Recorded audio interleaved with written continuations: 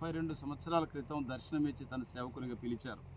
కాబట్టి ఆ పిలుపుని బట్టి, ఆ ప్రభు ఇచ్చిన సేవకుడు అనే పేరు అధికారాన్ని బట్టి నేను ఈ కుమార్తెకు కొమ్ము విజయ్ గారికి నేను పాప క్షమాపణ నిమిత్తము, మారు మనసు నిమిత్తము తండ్రి, కుమార, పరిశుద్ధాత్మ నామమైన యేసుక్రీస్తు నామములో బాప్తిస్మం ఇస్తున్నాను. దేవుడి ఈ బాప్తిస్మమును స్థిరపరచునుగాక. మరి సంఘ కాపరి తన ప్రేమతో నన్ను ఆహ్వానించి మరి నా ద్వారా తను కూడా ఉండి బాప్తిస్మం ఇవ్వడానికి ఇష్టపడ్డారు. దేవుడు వారిని, వారి సంఘాన్ని కూడా దీవించునుగాక. ఆమేన్. యేసు రక్తమే జయం. చెప్పమ్మా.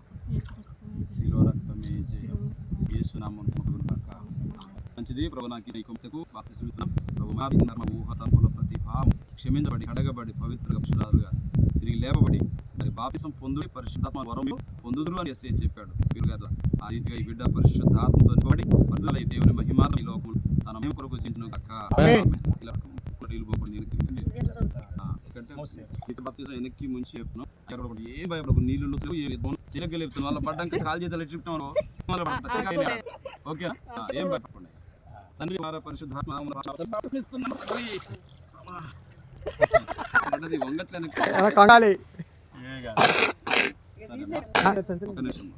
ప్రకటనలో 2:10 ఉంది.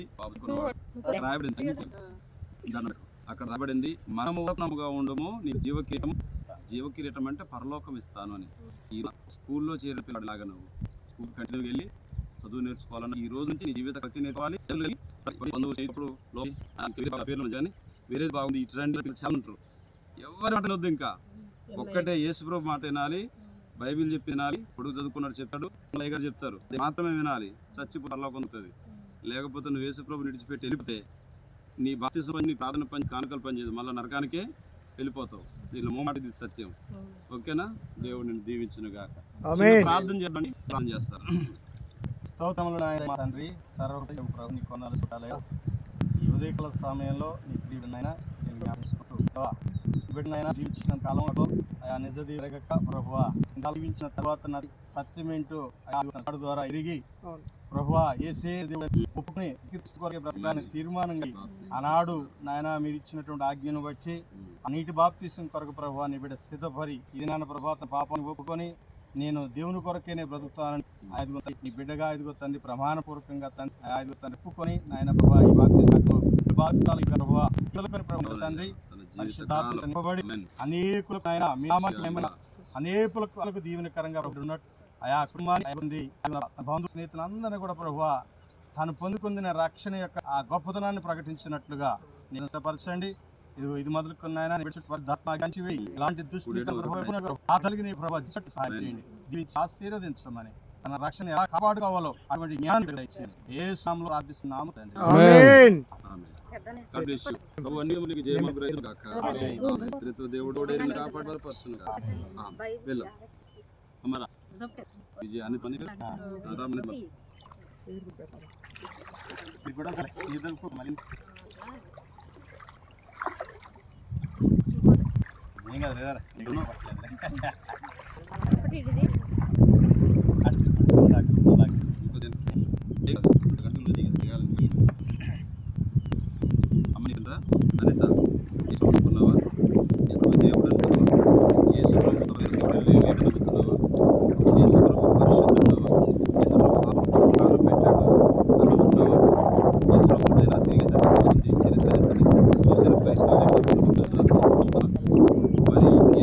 పాపాలు క్షమించే అధికారం గల దేవుని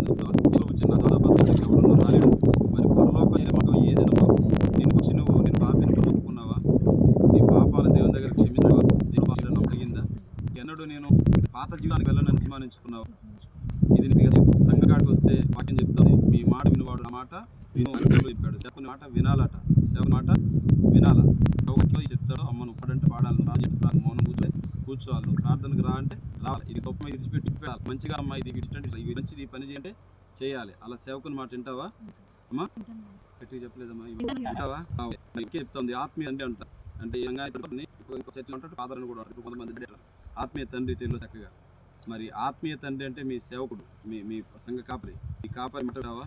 మరి నీళ్ళు తయారయ్యి బాగదు, చీలో ఇది లేదు, ఉంది, దూకుతున్నారు, నీళ్లు ముట్టుకుంటే రక్తం అయిపోతాయి, రక్తం ముట్టుకుని నీళ్ళు అయిపోతున్నాయి, అన్ని మాయలన్నీ అక్కడ దొరుకుతున్నాయి. మరి ఇటు బోధం రా అని వెళ్తావా అమ్మా?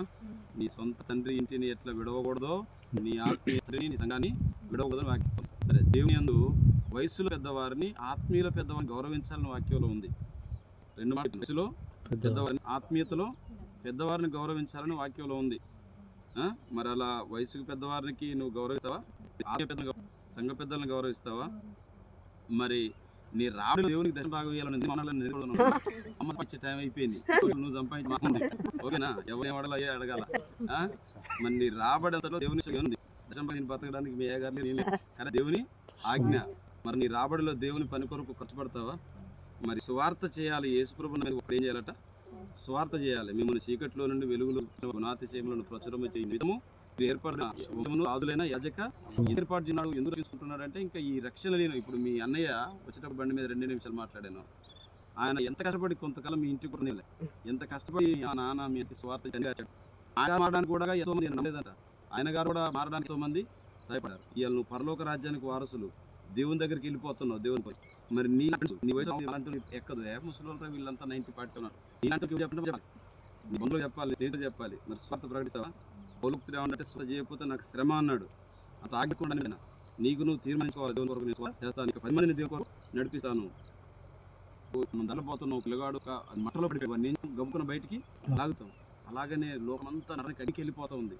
నీ మాట ద్వారానో, మంచి ద్వారానో, ప్రార్థన ద్వారానో, స్నేహం ద్వారానో, బంధుత్వం ద్వారానో నలుగురిని దేవుని దగ్గర నడిపిస్తాయి. ఇక్కడ ఉన్న పౌలన్న వీడియో చూసింది, ఏదో 22 కుటుంబాలు వచ్చాయి. 22 మంది కాదు, 22 కుటుంబాలు. మాస్టర్ కాదు, ఆయన విశ్వాసే. అర్థమైందా? కాబట్టి అలా స్వార్థ చేస్తావా? సరే, యేసుప్రభుని నమ్ముకున్నావు,